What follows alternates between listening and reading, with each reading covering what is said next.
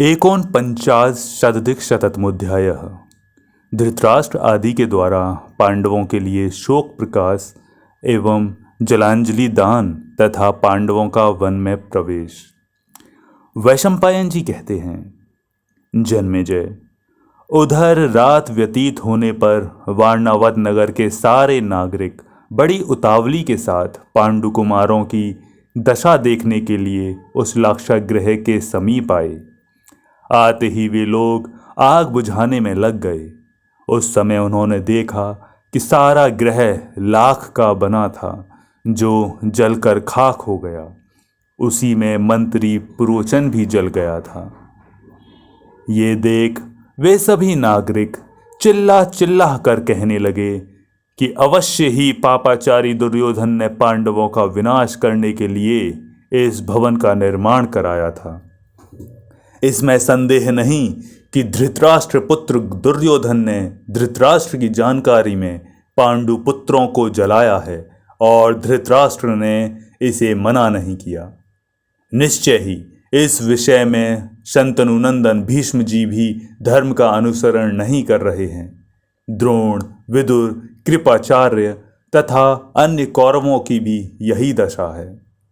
अब हम लोग दुरात्मा धृतराष्ट्र के पास यह संदेश भेज दें कि तुम्हारी सबसे बड़ी कामना पूरी हो गई, तुम पांडवों को जलाने में सफल हो गए। तदंतर उन्होंने पांडवों को ढूंढने के लिए जब आग को इधर उधर हटाया, तब 5 पुत्रों के साथ निरपराध भीलनी की जली लाश देखी। उसी सुरंग खोदने वाले पुरुष ने घर को साफ करते समय सुरंग के छेद को धूल से ढक दिया था। इससे दूसरे लोगों की दृष्टि उस पर नहीं पड़ी। तदंतर वारणावत के नागरिकों ने धृतराष्ट्र को यह सूचित कर दिया कि पांडव तथा मंत्री पुरोचन आग में जल गए। महाराज धृतराष्ट्र पांडु पुत्रों के विनाश का यह अत्यंत अप्रिय समाचार सुनकर बहुत दुखी हो विलाप करने लगे।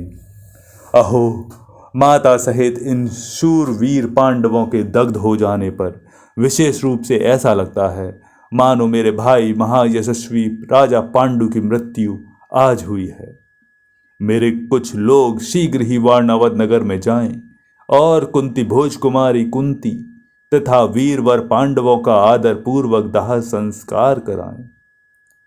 उन सब के कुलोचित शुभ और महान संस्कार की व्यवस्था करें तथा जो जो उस घर में जलकर मरे हैं उनके सुहृद एवं सगे संबंधी भी उन मृतकों का दाह संस्कार करने के लिए वहां जाएं। इस दशा में मुझे पांडवों तथा कुंती का हित करने के लिए जो जो कार्य करने चाहिए या जो जो कार्य मुझसे हो सकता है वो सब धन खर्च करके संपन्न किया जाए। यूं कहकर अंबिका नंदन धृतराष्ट्र ने जाति भाइयों से घिरे रहकर पांडवों के लिए जलांजलि देने का कार्य किया। उस समय भीष्म, सब कौरव तथा पुत्रों सहित धृतराष्ट्र एकत्र हो महात्मा पांडवों को जलांजलि देने की इच्छा से गंगा जी के निकट गए। उन सब के शरीर पर एक एक ही वस्त्र था।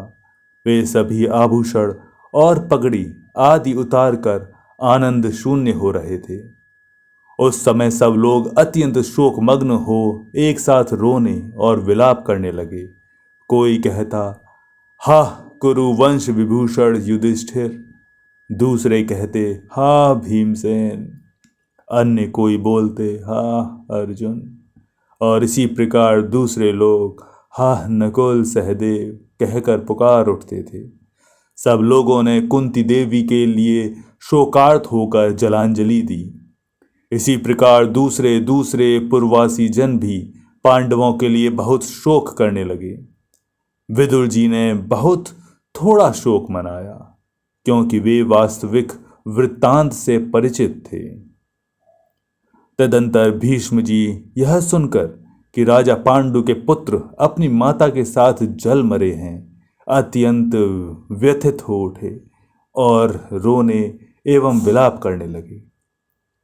भीष्म जी बोले, वे दोनों भाई भीमसेन और अर्जुन उत्साह शून्य हो गए हों, ऐसा तो नहीं प्रतीत होता।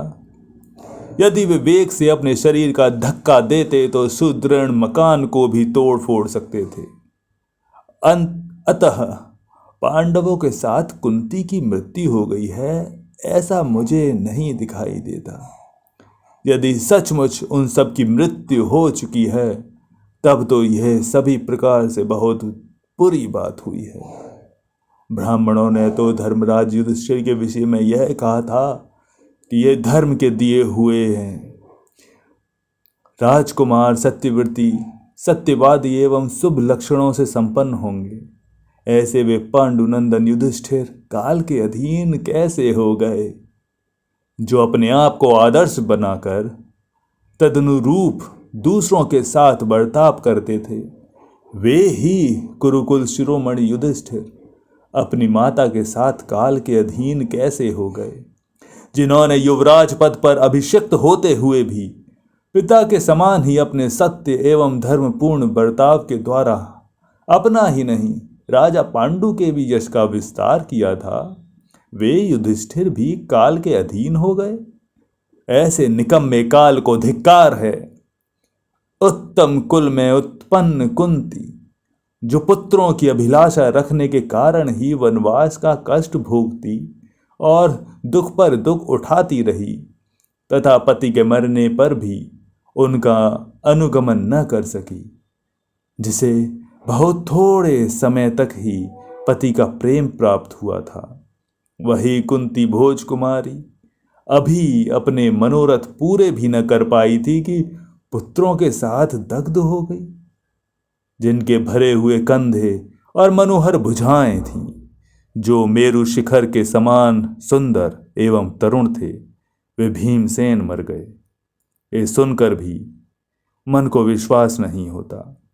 जो सदा उत्तम मार्गों पर चलते थे, जिनके हाथों में बड़ी फुर्ती थी, जिनके आयुध अत्यंत दृढ़ थे, जो गुरुजनों के आश्रित थे, जिनका निशाना कभी चूकता नहीं था, जो रथ हाँकने में कुशल, दूरत का लक्ष्य भेदने में कभी व्याकुल न होने वाले महापराक्रमी और महान अस्त्रों के ज्ञाता थे, जिनके हृदय में कभी दीनता नहीं आती थी, जो मनुष्यों में सिंह के समान पराक्रमी तथा संपूर्ण धनुर्धरों में श्रेष्ठ थे, जिसको प्राच्य, शौवीर और दक्षिणात्य नरेशों को परास्त किया था, जिस शूरवीर ने तीनों लोकों में अपने पुरुषार्थ को प्रसिद्ध किया था, जिनके जन्म लेने पर कुंती और महापराक्रमी पांडु भी शोक रहित हो गए थे, वे इंद्र के समान विजय वीर अर्जुन भी काल के अधीन कैसे हो गए?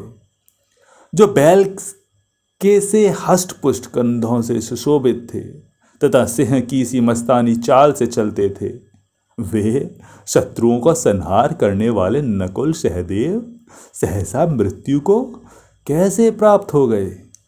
वैशंपायन जी कहते हैं, जलांजलि दान देते समय भीष्म जी का यह विलाप सुनकर विदुर जी ने देश और काल का भली भांति विचार करके कहा, नरश्रेष्ठ, आप दुखी न हो। महाव्रती वीर, आप शोक त्याग दें। पांडवों की मृत्यु नहीं हुई है। मैंने उस अवसर पर जो उचित था वह कार्य कर दिया है। भारत, आप उन पांडवों के लिए जलांजलि न दें। तब भीष्म जी विदुर जी का हाथ पकड़कर उन्हें कुछ दूर हटा ले गए, जहां से कौरव लोग उनकी बात न सुन सकें। फिर वे आंसू बहाते हुए गदगद वाणी में बोले। भीष्म जी ने कहा, तात, पांडु के वे महारथी पुत्र कैसे जीवित बच गए? पांडु का पक्ष किस तरह हमारे लिए नष्ट होने से बच गया? जैसे गरुड़ ने अपनी माता की रक्षा की थी, उसी प्रकार तुमने किस तरह पांडु कुमारों को बचाकर हम सब लोगों की महान भय से रक्षा की है। वैशंपायन जी कहते हैं, जन्मेजय, इस प्रकार कुछ पूछे जाने पर धर्मात्मा विदुर ने कौरवों के न सुनते हुए अद्भुत कर्म करने वाले भीष्म जी से इस प्रकार कहा। विदुर बोले, धृतराष्ट्र, शकुनी, तथा राजा दुर्योधन का यह पक्का विचार हो गया था कि पांडवों को नष्ट कर दिया जाए। तदंतर लाक्षागृह में जाने पर जब दुर्योधन की आज्ञा से पुत्रों सहित कुंती को जला देने की योजना बन गई थी, तब मैंने एक भूमि खोदने वाले को बुलाकर भूगर्भ में गुफा सहित सुरंग बनवाई और कुंती सहित पांडवों को घर में आग लगने से पहले ही निकाल लिया। अतः आप अपने मन में शोक को स्थान न दीजिए राजन। शत्रुओं को संताप देने वाले पांडव अपनी माता के साथ उस महाभयंकर अग्निदाह से दूर निकल गए हैं। मेरे पूर्वोक्त उपाय से ही यह कार्य संभव हो सका है। पांडव निश्चय ही जीवित हैं, अतः आप उनके लिए शोक न कीजिए। जब तक यह समय बदलकर अनुकूल नहीं हो जाता, तब तक वे पांडव छिपे रहकर इस भूतल पर विचरेंगे। अनुकूल समय आने पर सब राजा इस पृथ्वी पर युधिष्ठिर को देखेंगे। इधर महाबली पांडव भी वारणावत नगर से निकलकर माता के साथ गंगा नदी के तट पर पहुंचे। वे नाविकों की भुजाओं तथा नदी के प्रवाह के वेग से अनुकूल वायु की सहायता पाकर जल्दी ही पार उतर गए। तदंतर नाव छोड़ रात में नक्षत्रों द्वारा सूचित मार्ग को पहचानकर वे दक्षिण दिशा की ओर चल दिए। राजन, इस प्रकार आगे बढ़ने की चेष्टा करते हुए वे सब के सब एक घने जंगल में जा पहुंचे। उस समय पांडव लोग थके मांदे, प्यास से पीड़ित और नींद में अंधे से हो रहे थे। वे महापराक्रमी भीमसेन से पुनः इस प्रकार बोले, भारत, इससे बढ़कर महान कष्ट क्या होगा कि हम लोग इस घने जंगल में फंसकर दिशाओं को भी नहीं जान पाते या चलने फिरने में भी असमर्थ हो रहे हैं। हमें यह भी नहीं पता कि पापी प्रोचन जल गया या नहीं। हम दूसरों से छिपे रहकर किस प्रकार इस महान कष्ट से छुटकारा पा सकेंगे। भैया, तुम पुनः पूर्ववत हम सबको लेकर चलो। हम लोगों में एक तुम ही अधिक बलवान और उसी प्रकार निरंतर चलने फिरने में भी समर्थ हो। धर्मराज के यों कहने पर महाबली भीमसेन माता कुंती तथा भाइयों को अपने ऊपर चढ़ाकर बड़ी शीघ्रता के साथ चलने लगे। इसी प्रकार से महाभारत आदि पर्व के अंतर्गत जतुगृह पर्व में पांडवों का वन में प्रवेश विषयक 149वां अध्याय पूरा हुआ। 50शतमोध्यायः माता कुंती के लिए भीमसेन का जल ले आना। माता और भाइयों को भूमि पर सोए देखकर भीम का विषाद एवं दुर्योधन के प्रति क्रोध।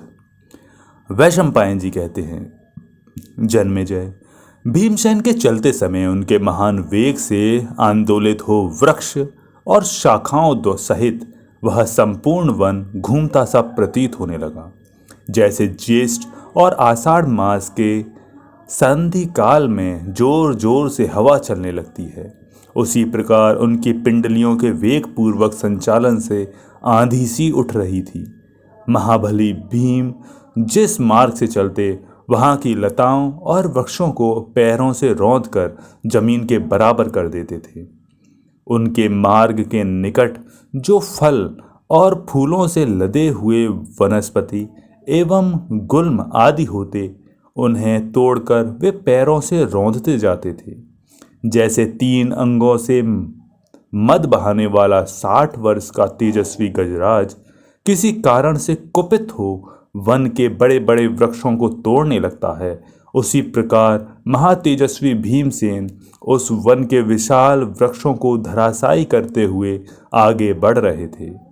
गरुण और वायु के समान तीव्र गति वाले भीमसेन के चलते समय उनके वेग से अन्य पांडुपुत्रों को मूर्छा सी आ जाती थी। मार्ग में आए हुए जल प्रवाह को, जिसका पाठ दूर तक फैला होता था, दोनों भुजाओं के बेड़े द्वारा ही बारंबार पार करके वे सब पांडव दुर्योधन के भय से किसी गुप्त स्थान में जाकर रहते थे। भीमसेन अपनी सुकुमारी एवं यशस्विनी माता कुंती को पीठ पर बिठाकर नदी के ऊंचे नीचे कगारों पर बड़ी कठिनाई से ले जाते थे। भरत श्रेष्ठ वे संध्या होते होते वन के ऐसे भयंकर प्रदेश में जा पहुँचे जहाँ फल, मूल और जल की बहुत कमी थी। वहाँ क्रूर स्वभाव वाले पक्षी और हिंसक पशु रहते थे। वह संध्या बड़ी भयानक प्रतीत होती थी। क्रूर स्वभाव वाले पशु और पक्षी वहाँ वास करते थे।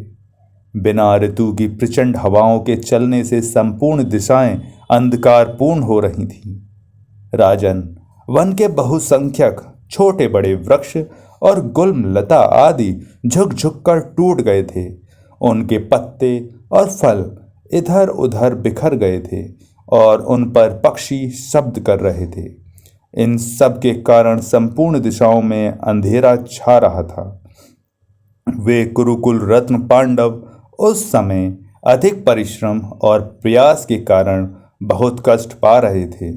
थकावट से उनकी नींद भी बहुत बढ़ गई थी, जिससे पीड़ित होकर वे आगे जाने में असमर्थ हो गए। तब उन सब ने उस नीरस विशाल जंगल में डेरा डाल लिया। तत्पश्चात प्यास से पीड़ित कुंती देवी अपने पुत्रों से बोली, मैं 5 पांडु पुत्रों की माता हूँ और उन्हीं के बीच में स्थित हूँ, तो भी प्यास से व्याकुल हूँ। इस प्रकार कुंती देवी ने अपने बेटों के समक्ष यह बात बार बार दोहराई। माता का वात्सल्य से कहा हुआ यह वचन सुनकर भीमसेन का हृदय करुणा से भर आया। वे मन ही मन संतप्त हो उठे और स्वयं ही पानी लाने के लिए जाने की तैयारी करने लगे। उस समय भीम ने उस विशाल, निर्जन एवं भयंकर वन में प्रवेश करके एक बहुत सुंदर और विस्तृत छाया वाला बरगद का पेड़ देखा।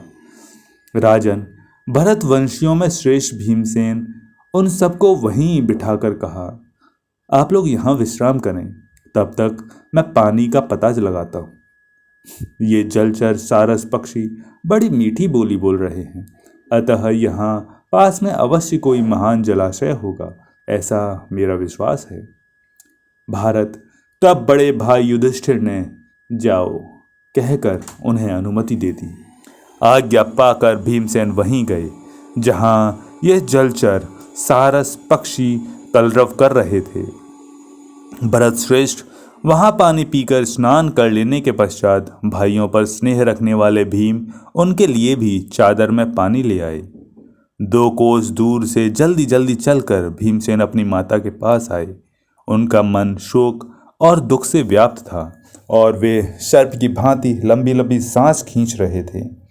माता और भाइयों को धरती पर सोया देख भीमसेन मन ही मन अत्यंत शोक से संतप्त हो उठे और इस प्रकार विलाप करने लगे, हाय, मैं कितना भाग्यहीन हूँ कि आज अपने भाइयों को पृथ्वी पर सोया देख रहा हूँ। इससे महान कष्ट की बात देखने में क्या आएगी। आज से पहले जब हम लोग वारणावत नगर में गए थे, उस समय जिन्हें बहुमूल्य शैयाओं पर नींद भी नहीं आती थी, वे ही आज धरती पर सो रहे हैं। जो शत्रु समूह का संहार करने वाले वसुदेव जी की बहन तथा महाराज कुंती भोज की कन्या है, समस्त शुभ लक्षणों के कारण जिनका सदा समादार होता रहा है, वो जो राजा विचित्रवीर की पुत्रवधू तथा महात्मा पांडु की धर्मपत्नी है, जिन्होंने हम जैसे पुत्रों को जन्म दिया है, जिनकी अंग कांति कमल के भीतरी भाग के समान है, जो अत्यंत सुकुमार और बहुमूल्य शैयाओं पर शयन करने के योग्य हैं। देखो, आज वे ही कुंती देवी यहाँ भूमि पर सोई है। ये कदापि इस तरह शयन करने योग्य नहीं है। जिन्होंने धर्म, इंद्र और वायु के द्वारा हम जैसे पुत्रों को उत्पन्न किया है, वे राजमहल में सोने वाली महारानी कुंती आज परिश्रम से थक कर यहाँ पृथ्वी पर पड़ी है। इससे बढ़कर दुख मैं और क्या देख सकता हूँ, जबकि अपने नरश्रेष्ठ भाइयों को आज मुझे धरती पर सोते देखना पड़ रहा है। जो नित्य धर्मपरायण नरेश तीनों लोकों का राज्य पाने के अधिकारी हैं, वे ही आज साधारण मनुष्यों की भांति थके मांदे पृथ्वी पर कैसे पड़े हैं। मनुष्यों में जिनकी कहीं समता नहीं है, वे नील मेघ के समान श्याम कांति वाले अर्जुन आज प्राकृत जनों की भांति पृथ्वी पर सो रहे हैं। इससे महान दुख और क्या हो सकता है।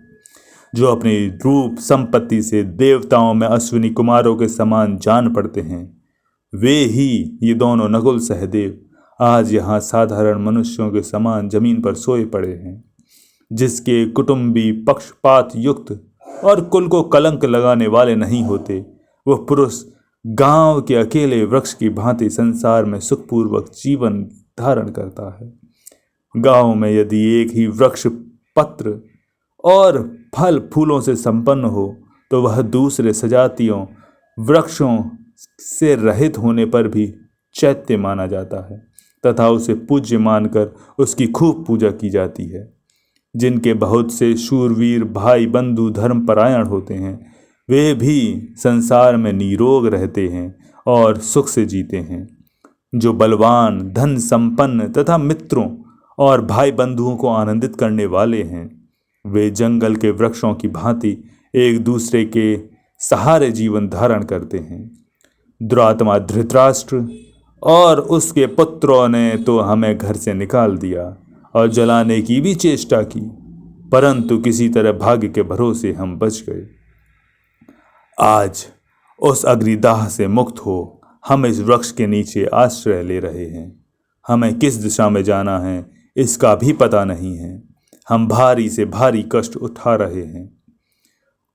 ओ दुर्बुद्धि अल्पदर्शी धृतराष्ट्र कुमार दुर्योधन, आज तेरी कामना पूरी हुई। निश्चय ही देवता तुझ पर प्रसन्न हैं। तभी तो राजा युधिष्ठिर मुझे तेरा वध करने की आज्ञा नहीं दे रहे। दुर्मते, यही कारण है कि तू अब तक जी रहा है। हे पापाचारी, मैं आज ही जाकर कुपित हो मंत्रियों, कर्ण, छोटे भाई और शकुनी सहित तुझे यमलोक भेज सकता हूँ, किंतु क्या करूँ, पांडव श्रेष्ठ धर्मात्मा युधिष्ठिर तुझ पर कोप नहीं कर रहे हैं। यों कहकर महाबाहु भीम मन ही मन क्रोध से जलते और हाथ से हाथ मलते हुए दीन भाव से लंबी लंबी सांसें खींचने लगे। बुझी हुई लपटों वाली अग्नि की भांति दीन हृदय होकर वे पुनः धरती पर सोए हुए भाइयों की ओर देखने लगे। उनके वे सभी भाई साधारण लोगों की भांति भूमिधर ही निश्चिंततापूर्वक सो रहे थे। उस समय भीम इस प्रकार विचार करने लगे, अहो, इस वन से थोड़ी ही दूरी पर कोई नगर दिखाई देता है, जबकि जागना चाहिए। ऐसे समय पर भी ये मेरे भाई सो रहे हैं। अच्छा, मैं स्वयं ही जागरण करूं। थकावट दूर होने पर जब ये नींद से उठेंगे तभी पानी पिएंगे। ऐसा निश्चय करके भीमसेन स्वयं उस समय जागरण करने लगे। इस प्रकार श्री महाभारत आदि पर्व के अंतर्गत जतुगृह पर्व में भीमसेन के जल से ले आने से संबंध रखने वाला 150वां अध्याय पूरा हुआ। हिडिंब वध पर्व 150 हिडिंब के भेजने से हिडिंबा राक्षसी का पांडवों के पास आना और भीमसेन से उसका वार्तालाप। वैशंपायन जी कहते हैं, जन्मेजय, जहाँ पांडव कुंती सहित सो रहे थे, उस वन में थोड़ी दूर पर एक शाल वृक्ष का आश्रय ले हिडिंब नामक राक्षस रहता था। वह बड़ा क्रूर और मनुष्य मांस खाने वाला था। उसका बल और पराक्रम महान था। वह वर्षा काल के मेघ की भांति काला था। उसकी आंखें भूरी रंग की थीं और आकृति से क्रूरता टपक रही थी। उसका मुख बड़ी बड़ी दाढ़ों के कारण विकराल दिखाई देता था। वह भूख से पीड़ित था और मांस मिलने की आशा में बैठा था। उसके नितंब और पेट लंबे थे। दाढ़ी, मूछ और सिर के बाल लाल रंग के थे। उसका गला और कंधे महान वृक्ष के समान जान पड़ते थे। दोनों कान भाले के समान लंबे और नुकीले थे। वह देखने में बड़ा भयानक था। देवेच्छा से उसकी दृष्टि उन महारथी पांडवों पर पड़ी। बेडोल रूप तथा भूरी आंखों वाला वह विकराल राक्षस देखने में बड़ा डरावना था। भूख से व्याकुल होकर वह कच्चा मांस खाना चाहता था। उसने अकस्मात पांडवों को देख लिया। तब अंगुलियों को ऊपर उठाकर सिर के रूखे बालों को खुजलाता और फटकारता हुआ वह विशाल मुख वाला राक्षस पांडवों की ओर बार बार देखकर जंभाई लेने लगा। मनुष्य का मांस मिलने की संभावना से उसे बड़ा हर्ष हुआ। उस महाबली विशालकाय राक्षस ने मनुष्य की गंध पाकर अपनी बहन से इस प्रकार कहा, आज बहुत दिनों के बाद ऐसा भोजन मिला है जो मुझे बहुत प्रिय है। इस समय मेरी जीभ लार टपका रही है और बड़े सुख से लप लप कर रही है। आज मैं अपने 8 दाढ़ों को, जिनके अग्रभाग बड़े तीखे हैं और जिनकी चोट प्रारंभ से ही अत्यंत दुस्सह है, दीर्घकाल के पश्चात मनुष्यों के शरीरों और चिकने मांस में डुबोऊंगा। मैं मनुष्य की गर्दन पर चढ़कर उनकी नाड़ियों को काट दूंगा और उसका गरम गरम फेन युक्त तथा ताजा खून खूब छक कर पीऊंगा। बहन, जाओ पता तो लगाओ, ये कौन इस वन में आकर सो रहे हैं। मनुष्य की तीव्र गंध आज मेरी नासिका को मानो तृप्त किए देती है। तुम इन सब मनुष्यों को मारकर मेरे पास ले आओ। ये हमारी हद में सो रहे हैं, इसलिए तुम्हें तनिक भी खटका नहीं है। फिर हम दोनों एक साथ बैठकर इन मनुष्यों के मांस नोच नोच कर जी भर कर खाएंगे। तुम मेरी इस आज्ञा का तुरंत पालन करो। इच्छानुसार मांस खाकर हम दोनों ताल देते हुए साथ साथ अनेक प्रकार के नृत्य करें। भरत श्रेष्ठ, उस समय वन में हिडिंब के यों कहने पर हिडिंबा अपने भाई की बात मानकर मानो बड़ी उतावली के साथ उस स्थान पर गई जहां पांडव थे। वहां जाकर उसने कुंती के साथ पांडवों को सोते और किसी से परास्त न होने वाले भीमसेन को जागते हुए देखा। धरती पर उगे हुए साखू के पौधे की भांति मनोहर भीमसेन को देखते ही वह राक्षसी मुग्ध हो उन्हें चाहने लगी। इस पृथ्वी पर वे अनुपम रूपवान थे। उसने मन ही मन सोचा, इन श्याम सुंदर तरुण वीर की भुजाएं बड़ी बड़ी हैं, कंधे सिंह के से हैं, ये महान तेजस्वी हैं।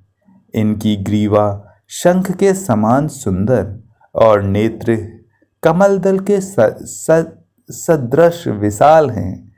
ये मेरे लिए उपयुक्त पति हो सकते हैं। मेरे भाई की बात क्रूरता से भरी है, अतः मैं कदापि उसका पालन नहीं करूंगी।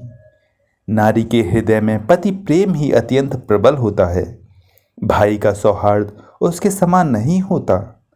इन सबको मार देने पर इनके मांस से मुझे और मेरे भाई को केवल 2 घड़ी के लिए तृप्ति मिल सकती है, और यदि न मारूं तो बहुत वर्षों तक इनके साथ आनंद भोगूंगी।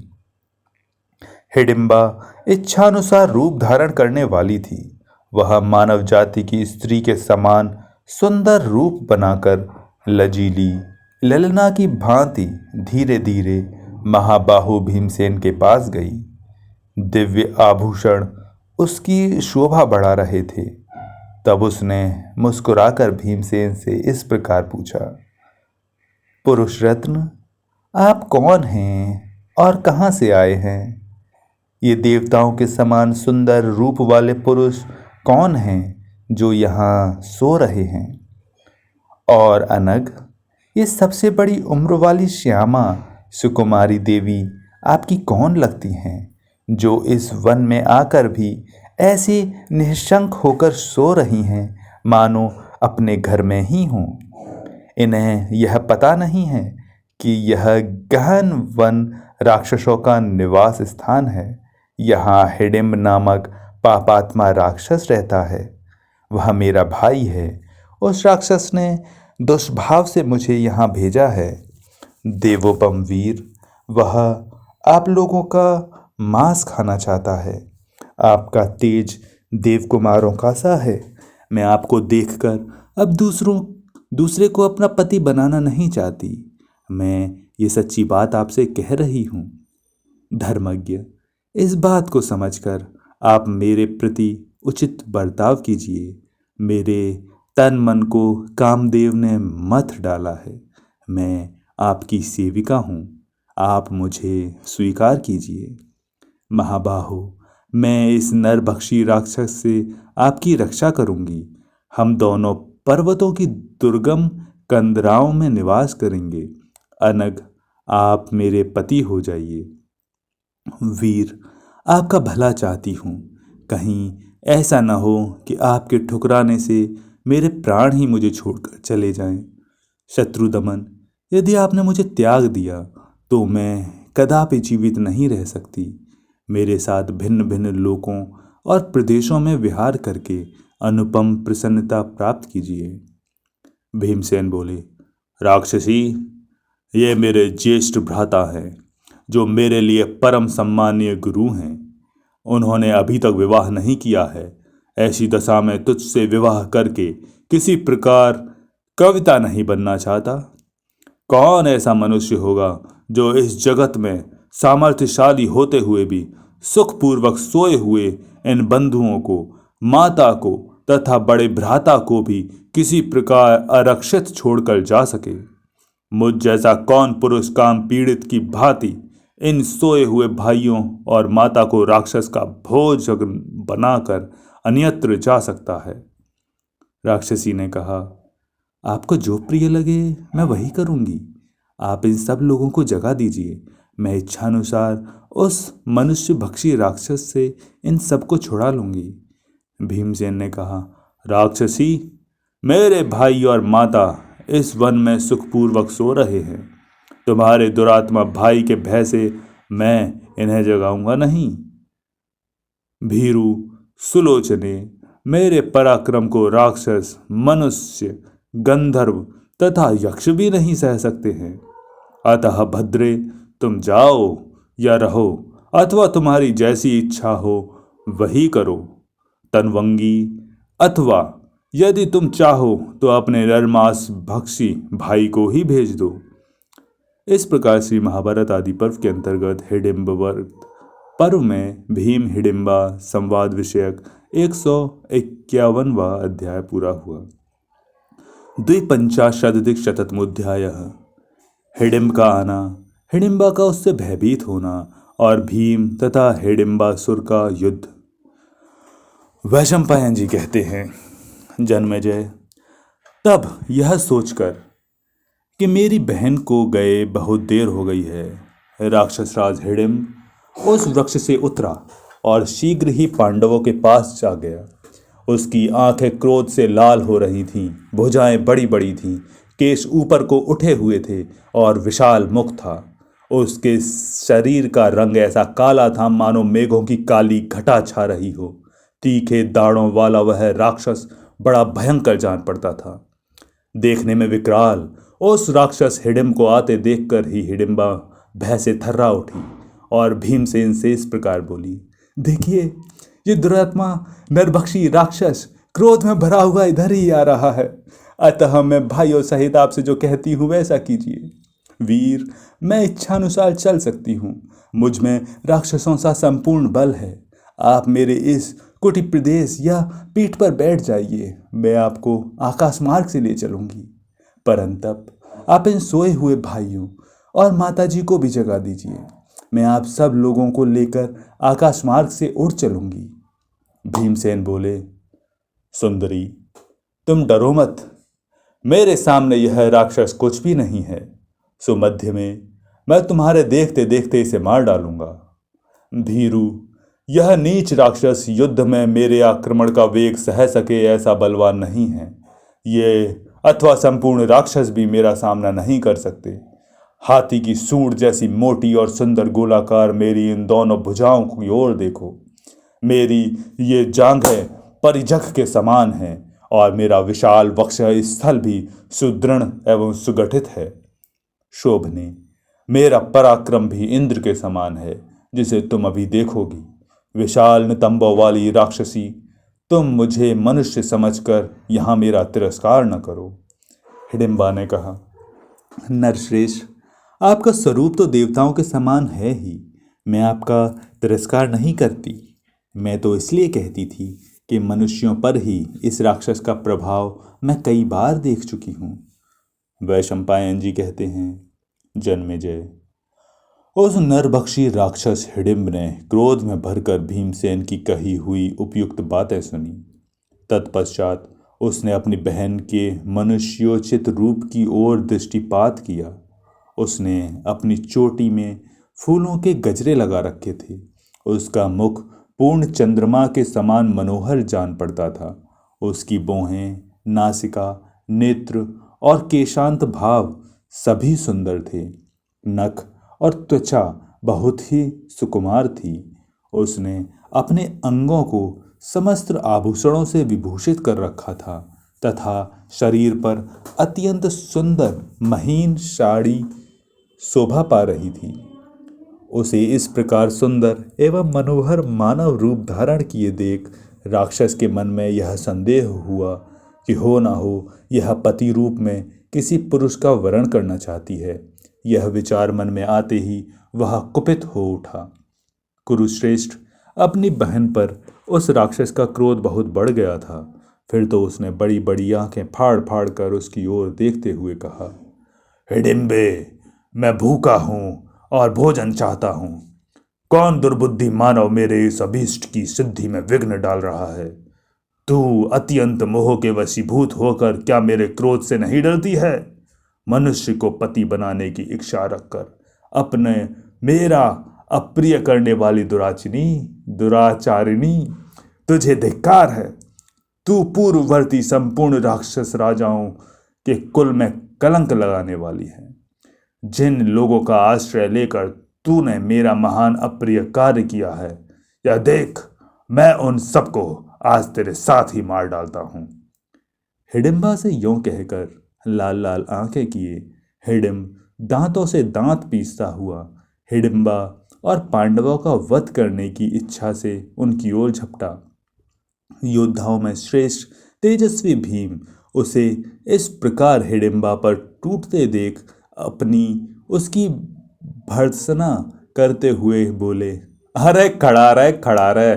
वैशंपायन जी कहते हैं, जन्मेजय, अपनी बहन पर अत्यंत क्रुद्ध हुए उस राक्षस की ओर देखकर भीमसेन ने हंसते हुए इस प्रकार बोले, हिडिंब, सुखपूर्वक सोए हुए मेरे इन भाइयों को जगाने से तेरा क्या प्रयोजन सिद्ध होगा? खोटी बुद्धि वाले नरभक्षी राक्षस, तू पूरे वेग से आकर मुझसे भिड़, मुझ पर ही प्रहार कर। हिडिंबा स्त्री है, उसे मारना उचित नहीं है, विशेषतः इस दशा में जबकि इसने कोई अपराध नहीं किया है। तेरा अपराध तो दूसरों के द्वारा हुआ है। ये भोली भाली स्त्री अपने वश में नहीं है।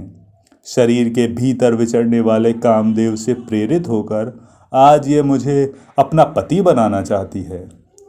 राक्षसों की कीर्ति को नष्ट करने वाले दुराचारी हिडिंब, तेरी ये बहन तेरी आज्ञा से ही यहाँ आई है, परंतु मेरा रूप देखकर यह बेचारी अब मुझे चाहने लगी है। अतः तेरा कोई अपराध नहीं कर रही है। कामदेव के द्वारा किए हुए अपराध के कारण तुझे इसकी निंदा नहीं करनी चाहिए। दुष्टात्मन, तू मेरे रहते इस स्त्री को नहीं मार सकता। नरभक्षी राक्षस, तू मुझे अकेले के साथ अकेले ही भिड़ जा। आज मैं अकेला ही तुझे यमलोक भेज दूंगा। निशाचर, जैसे अत्यंत बलवान हाथी के पैर से दबकर किसी का मस्तक पिस जाता है, उसी प्रकार मेरे बलपूर्वक आघात से कुचला जाकर तेरा सिर फट जाएगा। आज मेरे द्वारा युद्ध में तेरा वध हो जाने पर हर्ष में भरे हुए गीद, बाज और गीदड़ धरती पर पड़े हुए तेरे अंगों को इधर उधर घसीटेंगे। आज से पहले सदा मनुष्यों को खा खाकर तूने जिसे अपवित्र कर दिया है, उसी वन को आज मैं क्षण भर में राक्षसों से सूना कर दूंगा। राक्षस जैसे सिंह पर्वताकार महान गजराज को घसीट कर ले जाता है, उसी प्रकार आज मेरे द्वारा बार बार घसीटे जाने वाले तुझको तेरी बहन अपनी आंखों से देखेगी। राक्षस कुलांगार, मेरे द्वारा तेरे मारे जाने पर वनवासी मनुष्य बिना किसी विघ्न बाधा के इस वन में विचरेंगे। हिडिंब बोला, अरे ओ मनुष्य, व्यर्थ गरजने तथा बढ़ चढ़कर बातें बनाने से क्या लाभ। यह सब कुछ पहले करके दिखा, फिर डींग हाँकना। अब देर न कर। तू अपने आप को जो बहुत बलवान और पराक्रमी समझ रहा है, उसकी सच्चाई का पता तो तब लगेगा जब आज मेरे साथ भिड़ेगा। तभी तू जान सकेगा कि मुझ में तुझ में कितना अधिक बल है। दुर्बुद्धे, मैं पहले इन सब की हिंसा नहीं करूंगा। ये थोड़ी देर तक सुखपूर्वक सो लें। तू मुझे बड़ी कड़वी बातें सुनाच रहा है, अतः सबसे पहले तुझे ही अभी मारे देता हूँ। पहले तेरे अंगों का ताजा खून पीकर उसके बाद तेरे इन भाइयों का भी वध करूंगा। तदंतर अपना अप्रिय करने वाली इस हिडिंबा को भी मार डालूंगा। वैशंपायन जी कहते हैं, राजन, यों कहकर क्रोध में भरा हुआ वह नरभक्षी राक्षस अपनी एक बाह उठाकर शत्रुदमन भीमसेन पर टूट पड़ा। झपटते ही बड़े वेग से उसने भीमसेन पर हाथ चलाया। तब तो भयंकर पराक्रमी भीमसेन ने तुरंत ही उसके हाथ को हंसते हुए से पकड़ लिया। वह राक्षस उनके हाथ से छूटने के लिए छटपटाने और उछल कूद मचाने लगा, परंतु भीमसेन उसे पकड़े हुए ही बलपूर्वक उस स्थान से 8 धनुष यानी 32 हाथ दूर घसीट ले गए। उसी प्रकार जैसे सिंह किसी छोटे मृग को घसीट कर ले जाए। पांडुनंदन भीम के द्वारा बलपूर्वक पीड़ित होने पर वह राक्षस क्रोध में भर गया और भीमसेन को भुजाओं से कसकर भयंकर गर्जना करने लगा। तब महाबली भीमसेन यह सोचकर पुनः उसे बलपूर्वक कुछ दूर खींच ले गए कि सुखपूर्वक सोए हुए भाइयों के कानों में शब्द न पहुँचे। फिर तो दोनों एक दूसरे से गुथे हुए और बलपूर्वक अपनी अपनी ओर खींचने लगे। हिडिंब और भीमसेन दोनों ने बड़ा भारी पराक्रम प्रकट किया। जैसे 60 वर्ष की अवस्था वाले 2 मतवाले गजराज कुपित हो परस्पर युद्ध करते हों, उसी प्रकार वे दोनों एक दूसरे से भिड़कर वृक्षों को तोड़ने और लताओं को खींच खींच कर उजाड़ने लगे। वे दोनों वृक्ष उठाए बड़े वेग से एक दूसरे की ओर दौड़ते थे। अपनी जांघों की टक्कर से चारों ओर की लताओं को छिन्न भिन्न किए देते थे तथा गर्जन तर्जन के द्वारा सब ओर पशु पक्षियों को आतंकित कर देते थे। बल में उन्मत्त हुए वे दोनों महाबली योद्धा एक दूसरे को मार डालना चाहते थे। उस समय भीमसेन और हिडिंबासुर में बड़ा भयंकर युद्ध चल रहा था। वे दोनों एक दूसरे की भुजाओं को मरोड़ते और जांघों से घुटनों को दबाते हुए दोनों एक दूसरे को अपनी ओर खींचते थे। तदंतर वे बड़े जोर से गरजते हुए परस्पर इस प्रकार प्रहार करने लगे मानो दोनों चट्टानें आपस में टकरा रही हों। तत्पश्चात वे एक दूसरे से गुथ गए और दोनों को भुजाओं में कसकर इधर उधर खींच ले जाने की चेष्टा करने लगे। उन दोनों की भारी गर्जना से वे नरश्रेष्ठ पांडव माता सहित जाग उठे और उन्होंने अपने सामने खड़ी हुई हिडिंबा को देखा। इस प्रकार श्री महाभारत आदि पर्व के अंतर्गत हिडिंब वध पर्व में हिडिंब युद्ध विषयक 152वां अध्याय पूरा हुआ।